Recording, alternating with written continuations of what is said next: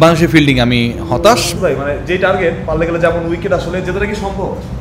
আমি মনে করি জেতা সম্ভব, কারণ সবচেয়ে বড় ব্যাপার যে এই মাঠে রান হয়। আজকেও রান খুব খারাপ হয় নাই। বাংলাদেশ যদি আরেকটু ভালো বল করতো তাহলে বাংলাদেশ হয়তো তাদেরকে আরও অন্তত 15 থেকে 20 রান আগে আটকাতে পারতো। বাট আমার কাছে যেটা মনে হয় যে বাংলাদেশে এখন still they have a good chance. প্রথম 10 ওভার খুব বেশি গুরুত্বপূর্ণ। প্রথম 10 ওভারে যদি বাংলাদেশ ম্যাক্সিমাম 1 উইকেট হারিয়ে যদি একটা ভালো স্টার্ট করতে পারে, আমার কাছে মনে হয় যে Bangladesh has a very good chance. Last 10 over মানুষ খুব ভালোভাবে কামব্যাক করেছে। আসলে আপনি কি খুশি কিনা এই না, ডেফিনেটলি মানে শেষের দিকে অন্তত লাস্ট 2 ওভার্সে আমি দেখেছি যে শেষ ওভারটা মুস্তাফিজ দিলেন 4 রান। তার আগের ওভারেও আসলে যে খুব বেশি রান হয়েছে তা না, 4 হয়েছিল, কিন্তু তাসকিন আহমেদ তুলনামূলকভাবে ভালো বল করেছেন। শেষ 2 ওভারে 14-15 রান হয়েছে। সো ওভারঅল আমার কাছে মনে হয় যে এই 2 ওভারে যদি রানটা বাংলাদেশ যেভাবে আটকাতে পেরেছে সেরকমটা না হয়ে যদি এটা 25 বা 30 হয়ে যেত তাহলে কিন্তু they will be near about 300। So 300 is definitely a figure যেটা আপনাকে আন্ডার প্রেশার রাখবে। সেটা হয় নাই। 285-এর মধ্যে আমরা তাদের রাখতে পেরেছি। এবং অন্য ম্যাচেস যে দুটো আমরা দেখেছি কলম্বোতে যেগুলো হয়েছে তার তুলনায় কিন্তু এখানকার উইকেট আমার কাছে মনে হয় তুলনামূলকভাবে ব্যাটিং ফ্রেন্ডলি। সো এই দিক থেকে সুযোগ থাকবে এবং আউটফিল্ড ইজ ভেরি ফাস্ট, এটাও একটা ব্যাপার। যদি কোনো কারণে ডিউ ফ্যাক্টর হয় সেক্ষেত্রে কিন্তু বাংলাদেশ ব্যাটাররা কিছুটা হলেও কিন্তু অ্যাডভান্টেজাস সিচুয়েশনে থাকবে।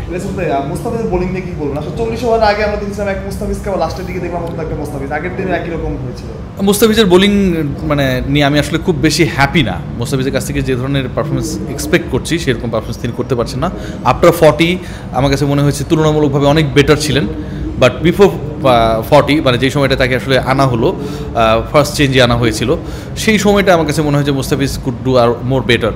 কারণ ওদের যে 100 রানে 3 উইকেট যাবার পরেও শেষ পর্যন্ত তারা হচ্ছে 285 স্কোরবোর্ডে রাখলো এবং একই সাথে হচ্ছে সেঞ্চুরি দেখেছি আমরা, হাফ সেঞ্চুরি দেখেছি আমরা, আসালাঙ্কা এবং মেন্ডেসের যে ব্যাটিংটা দেখেছি, ওই মিডল ওভারগুলোতে মুস্তাফিজ আরও ইফেক্টিভ হলে আমার কাছে মনে হয় যে বাংলাদেশের জন্য, বাংলাদেশের ব্যাটারদের জন্য এবং এই সিরিজটা জয় করার জন্য পুরো টিমের জন্য আসলে কাজটা অনেক সহজ হতো।